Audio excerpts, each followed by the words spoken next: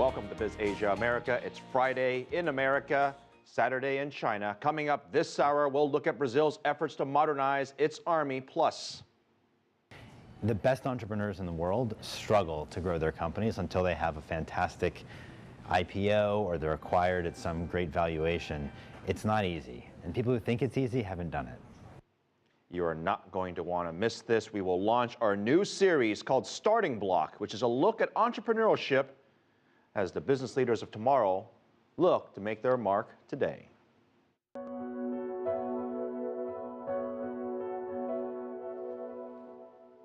Our top story now. The World Trade Organization has sided with the U.S. in a trade dispute with China over American automobiles. Jessica Stone is here in the studios with all the latest, and this case has been resolved very quickly, but there's a tremendous amount of background here too.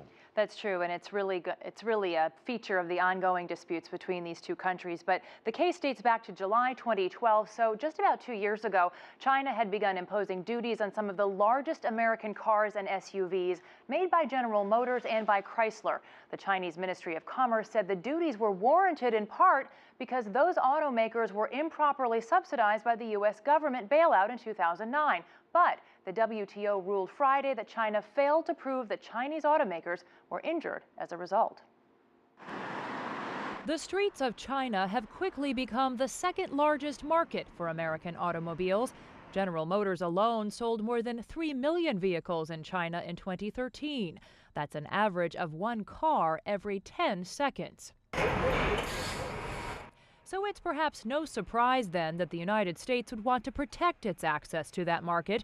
In July 2012, the U.S. filed a World Trade Organization complaint against China after China imposed duties on larger General Motors and Chrysler cars and sport utility vehicles, or SUVs. China claimed the duties were warranted in part because of the 2009 U.S. auto bailout of GM and Chrysler. The WTO disagreed. For the U.S., the dispute is part of an effort to keep more than 800,000 American auto workers on the job. China has had 14 years to start playing by the rules. But instead, we see illegal and improper activities over and over again. As long as China keeps up this illegal behavior, we can and must respond with these kinds of strong enforcement actions. The ruling will have no immediate impact since China's Ministry of Commerce ended the duties last December. This after they affected some $5 billion worth of U.S. auto exports in all of last year. The ministry had no comment on the WTO's decision Friday. I'm pleased that China has announced the termination of its anti-dumping and countervailing duties on U.S.-made autos. That is already a direct result of the prosecution of this case.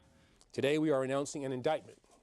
The announcement comes just 4 days after the U.S. Justice Department filed criminal indictments against 5 Chinese military officers for economic espionage, and less than 2 months before the all-important Strategic and Economic Dialogue and Joint Commission on Commerce and Trade between the U.S. and China.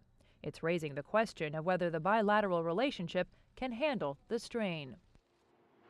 For its part, the U.S. Trade Representative's office says the relationship can handle it, but of course, at this point, we don't have any comment from the Chinese Commerce Ministry. It's the weekend. We haven't been able to hear what their response is. But we should also keep in mind that this is the third case in which the U.S. questioned Chinese duties in front of the WTO that it said were a remedy for U.S. subsidies. And Phil, each time the United States has won in front of the WTO. This is such a complicated topic. I know you're talking to officials on and off the record, but there's a sense, at least from the Chinese side, that they feel like they've been targeted by the U.S., and I wonder if you're hearing the same thing.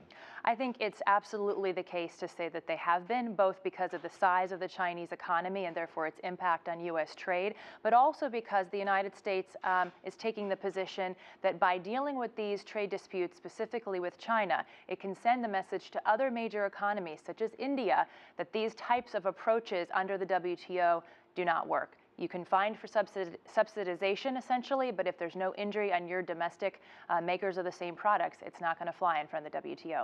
And that's why we need lawyers. Jessica, thank you very much.